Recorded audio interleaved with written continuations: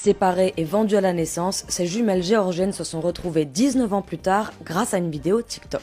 Cette incroyable histoire, la voici. On est en 2014, Amy a 12 ans. Assise devant la télé, elle regarde l'émission « La Géorgie a un incroyable talent ». Et elle n'en croit pas ses yeux. La fille qu'elle voit danser à l'écran lui ressemble trait pour trait.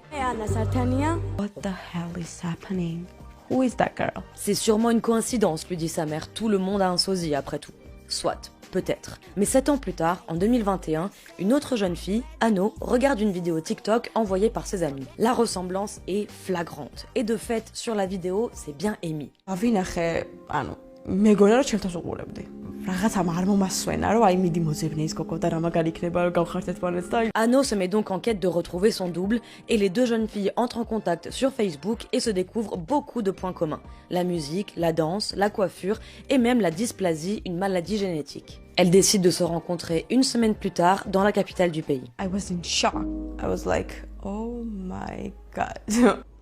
Am I looking in the mirror? Sur les documents officiels, on peut lire que toutes deux sont nées dans la même maternité à l'ouest de la Géorgie, mais à quelques semaines d'écart. C'est faux. Amy et Anno sont bien jumelles et elles sont décidées à faire toute la lumière sur leur histoire. Au fur et à mesure de leurs recherches, les deux sœurs découvrent qu'elles ont été victimes d'un vaste trafic de vente d'enfants. Déterminées dans leurs recherches et avec un peu d'aide, les Géorgiennes sont parvenues à retrouver Asa, leur mère biologique, qui vit désormais en Allemagne avec son autre fille.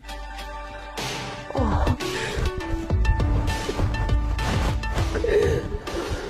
Asa raconte qu'elle n'a jamais abandonné ses filles et qu'à la naissance, on lui a dit qu'elles étaient mortes. Amy et Anno avaient ensuite été vendues séparément à des parents qui ne pouvaient avoir d'enfants. Ces deux sœurs font partie des 100 000 autres victimes du marché noir de l'adoption qui a gangréné la Géorgie de 1950 à 2005. Depuis 2022, le gouvernement géorgien a ouvert une enquête.